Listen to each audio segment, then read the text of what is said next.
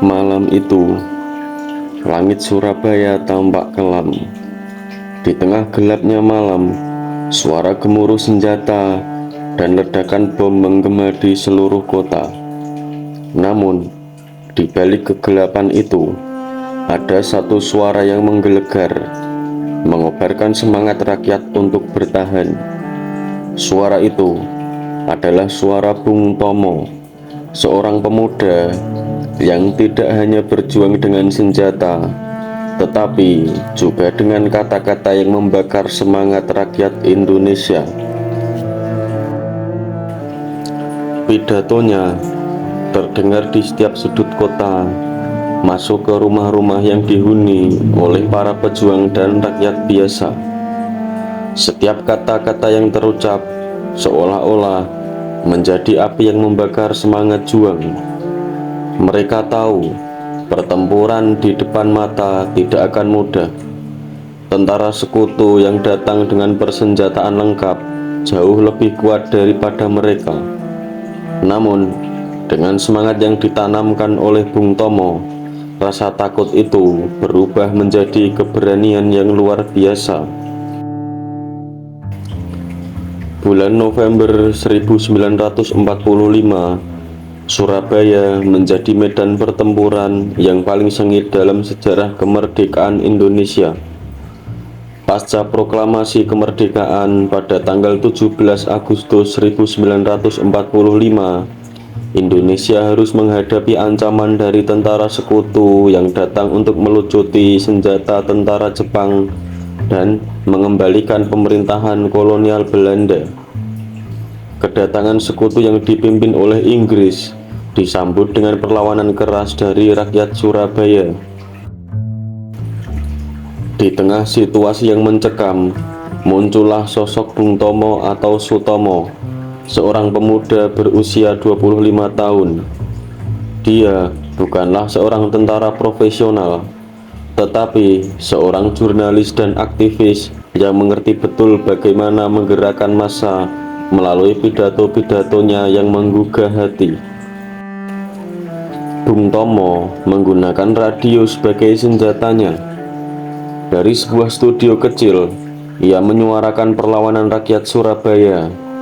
Setiap kalimat yang diucapkannya penuh dengan semangat perjuangan dan keberanian. Ia bukan hanya menyampaikan informasi, tetapi juga membakar semangat juang setiap orang yang mendengarkannya.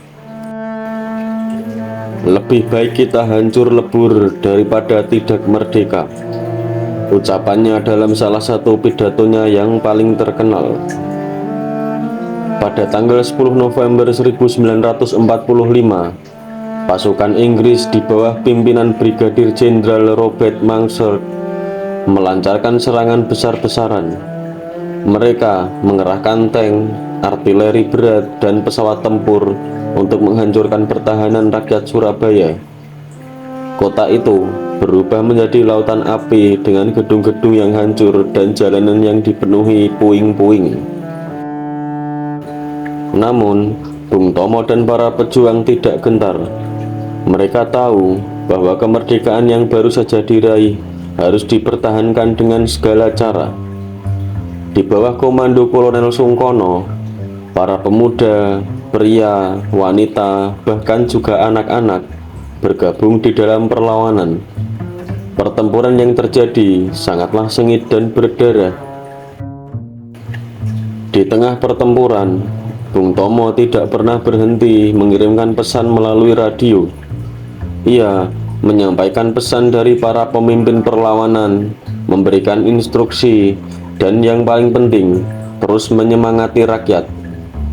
Suaranya yang lantang dan berapi-api menjadi sumber kekuatan yang tidak terlihat, tetapi sangat terasa di setiap sudut kota. Inggris tidak menyangka bahwa perlawanan rakyat Surabaya akan sehebat ini. Mereka mengira bahwa dengan kekuatan militer yang superior, mereka bisa dengan mudah menundukkan Surabaya. Namun, kenyataannya di lapangan sangat berbeda. Setiap jengkal tanah dipertahankan dengan nyawa. Para pejuang Surabaya bertarung dengan keberanian yang luar biasa, menggunakan senjata seadanya, bahkan bambu runcing melawan tank dan senapan mesin. Dalam beberapa hari pertama, pertempuran berkecamuk hebat. Tentara Inggris mulai mengalami kesulitan dan kerugian yang sangat besar. Mereka melihat betapa gigihnya perlawanan rakyat Surabaya yang dipimpin oleh Bung Tomo dan para pejuang lainnya. Banyak tentara Inggris yang akhirnya menghormati keberanian lawan mereka. Namun, jumlah dan persenjataan yang tidak seimbang membuat korban di pihak Indonesia semakin banyak. Ribuan pejuang dan warga sipil tewas di dalam pertempuran ini. Tetapi, semangat juang yang dikorbankan Bung Tomo tidak pernah padam. Dia terus menyuarakan semangat kemerdekaan, mengingatkan semua orang bahwa mereka sedang berjuang untuk masa depan anak cucu mereka. Bung Tomo sendiri terlibat langsung di lapangan. Ia tidak hanya berpidato dari balik mikrofon, tetapi juga turun ke medan perang, memberikan dukungan moral dan strategi kepada para pejuang. Keberadaannya di medan perang menjadi simbol perlawanan yang tidak kenal lelah. Dalam situasi yang genting, Bung Tomo selalu hadir, memberikan motivasi dan memperkuat tekad para pejuang. Selama 3 minggu, pertempuran berlangsung tanpa henti. Setiap harinya, ribuan orang mempertaruhkan nyawa di garis depan. Para pejuang Surabaya menunjukkan keberanian yang sangat luar biasa, bertahan melawan gempuran artileri dan serangan udara. Di setiap sudut kota, perlawanan rakyat semakin menguat. Mereka berjuang bukan hanya untuk mempertahankan tanah air, tetapi juga untuk martabat dan harga diri mereka sebagai bangsa yang merdeka. Kepemimpinan Bung Tomo dan semangat juangnya menjadi inspirasi yang menyatukan rakyat Surabaya. Setiap kali semangat mulai goyah, Bung Tomo melalui radionya kembali mengobarkan api perlawanan. Ia mengingatkan bahwa kemerdekaan yang mereka perjuangkan adalah hak yang harus dipertahankan apapun yang terjadi. Di tengah kobaran api dan dentuman senjata, Bung Tomo terus menyemangati para pejuang. Ia berkata, "Kita tidak akan mundur, kita tidak akan menyerah, kita akan melawan sampai titik darah penghabisan." Pidatonya tidak hanya membakar semangat pejuang di medan perang, tetapi juga menguatkan tekad warga sipil yang mendukung perlawanan dengan segala cara yang mereka bisa. Akhirnya, setelah hampir sebulan penuh pertempuran, Surabaya jatuh ke tangan pasukan sekutu. Meskipun kalah dalam pertempuran, semangat perlawanan rakyat Surabaya tidak pernah padam. Pertempuran 10 November 1945 menjadi simbol keberanian dan pengorbanan yang sangat dihormati di dalam sejarah perjuangan kemerdekaan Indonesia. Bung Tomo selamat dari pertempuran itu dan perjuangannya tidak sia-sia. Meskipun korban jiwa sangat besar, pertempuran 10 November 1945 mengirim pesan kuat kepada dunia bahwa rakyat Indonesia tidak akan pernah menyerah dalam mempertahankan kemerdekaannya.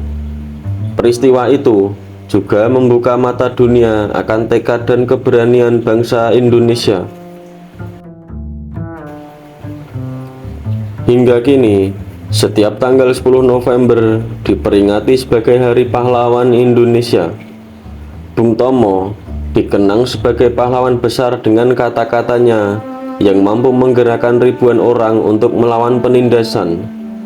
Semangat juangnya tetap hidup di dalam setiap hati rakyat Indonesia, menginspirasi generasi demi generasi untuk terus mempertahankan kemerdekaan dan kedaulatan bangsa. Suara Bung Tomo yang menggema di udara Surabaya pagi itu masih terdengar hingga kini. mengingatkan kita semua akan harga dari sebuah kemerdekaan.